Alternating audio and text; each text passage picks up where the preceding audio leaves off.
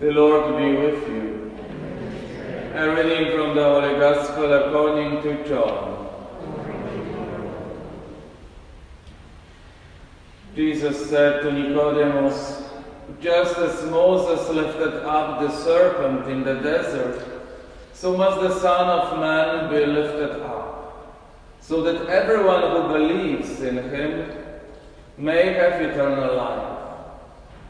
For God so loved the world that he gave his only Son, so that everyone who believes in him might not perish, but might have eternal life.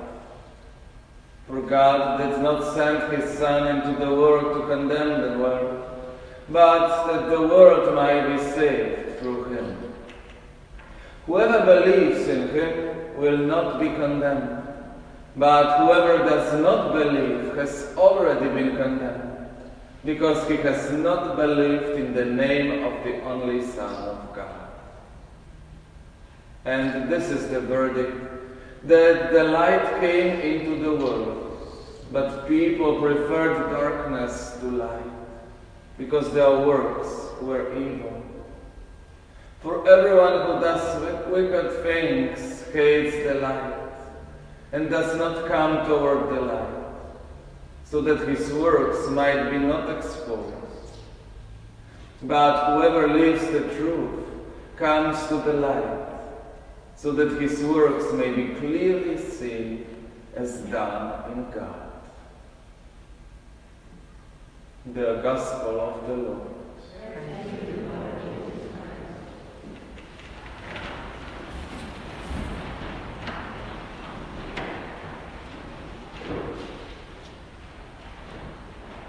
My dear brothers and sisters, our fourth Sunday of Lent shows us again some very important pictures, as every Gospel in this Lenten season. Maybe we remember, first Sunday it was the desert, so the place and the time where Jesus was only with his Father, praying and fasting.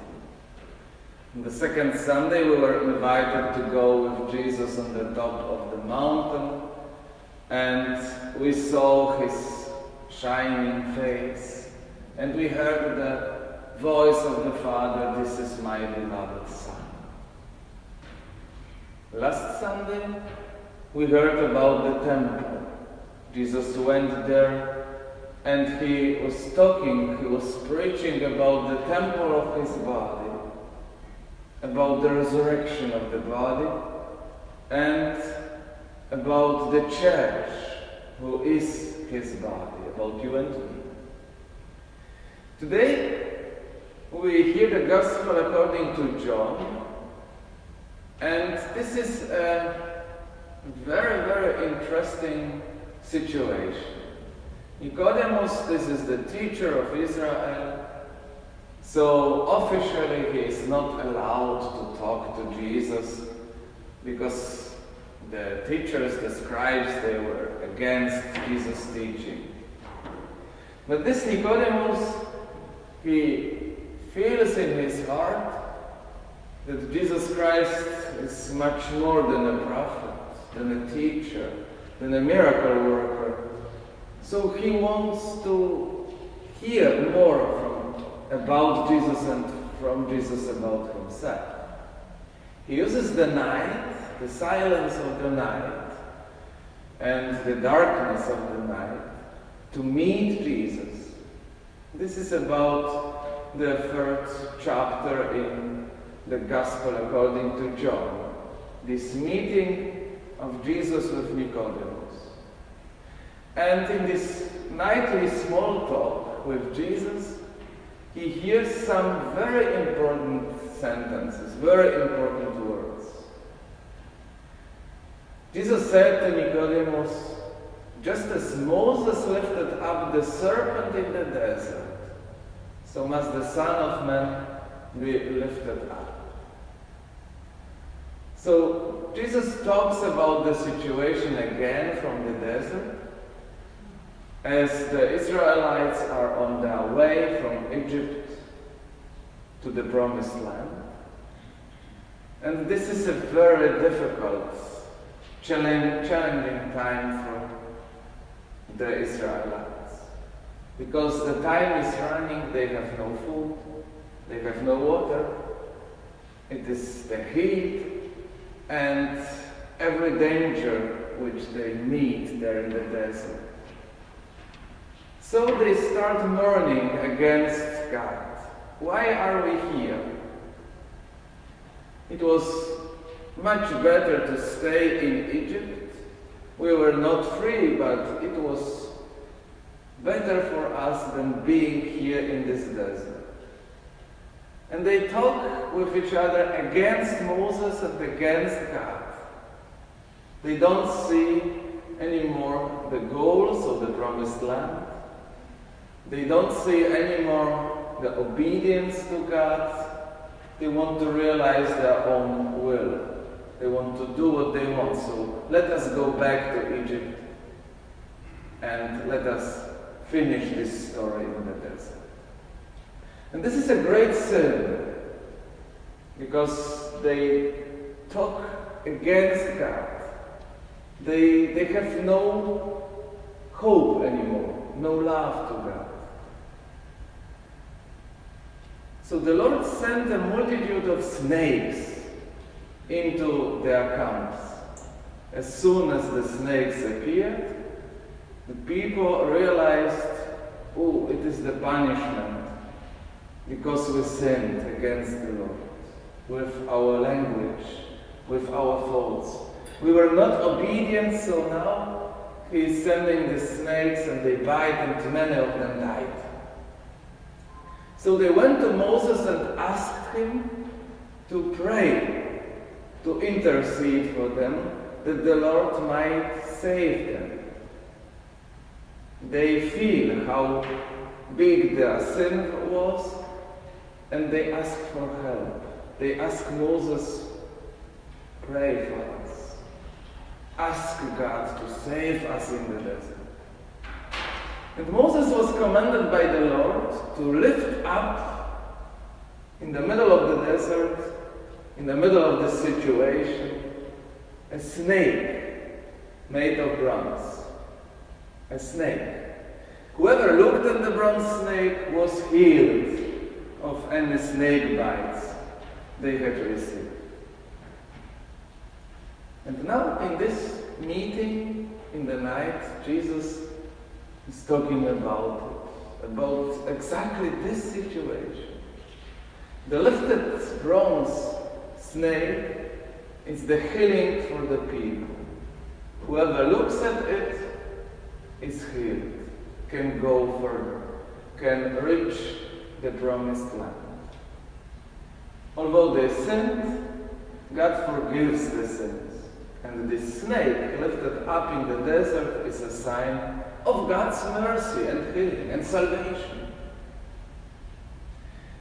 And Jesus said to Nicodemus, just as Moses lifted up the serpent, the snake in the desert, so must the Son of Man be lifted up, so that everyone who believes in Him may have eternal life. And my dear brothers and sisters, for us Christians, this is a sign that Jesus will be lifted up on the cross. In the middle of the desert, so in the middle of our life, in the middle of all our sins, in the middle of all the situations when we talk against God and against each other, when we don't feel our hope, when we lose our hope, in all this tragic situation in our life, Jesus comes to give you and me salvation, to give the direction to the Promised Land, to tell you and me God forgives your sins. God's mercy is bigger than everything. Why? We hear it. St. John, he writes about it in his Gospel. For God so loved the world that He gave His only begotten Son, so that everyone who believes in Him might not perish, but might have eternal life. My dear brothers and sisters, today, on this fourth Sunday of Lent, when we hear these words, and we are again in the desert, and we see these biting snakes, and the people of the Lord, without hope, without directions, without goals, maybe so frustrated, and the salvation which comes from the lifted snake, this is everything a picture for you and me, so that God not leaves us alone, so that God always has His mercy for you and me. The snake, the serpent, is only a picture. It is about our salvation with God. Whoever believes in God will be not condemned. So this is the question, if we believe. Because the salvation has been already given to us. It is already there. We celebrate it every Sunday and every day when we celebrated the Eucharist, the most sacred mysteries of our life, of our faith. The salvation is already here. But we, you and me, we have to go there, to ask Jesus and to invite Him to my life. Look, even this situation in the desert, even these people had to look, had to move themselves and look at the snake. And it was the salvation for them in that time. They had to do something. It won't come alone. We have also to do something for our salvation. We have to pray, we have to invite Jesus our Lord to our life. And believe that Jesus Christ is the Savior. For God so loved the world, so you and me, our world, that He gave His only begotten Son, so that everyone who believes, you and me, in Him may not perish but may have eternal life. In all our struggles and in all the situations of our lives, when we don't see hope, there is a light. And this is this deep sense of this color in the liturgy. Not everything is deep purple. The light will come and shine upon us. Jesus Christ, our light. Whoever lives the truth comes to the light, so that his works may be clearly seen as done in God. Let us go to Jesus and invite Him. It's already the fourth Sunday of Lent.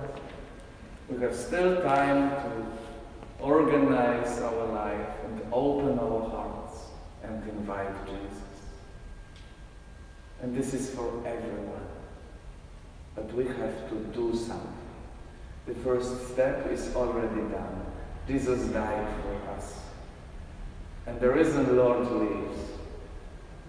Our task, our step is to go to Him and invite Him.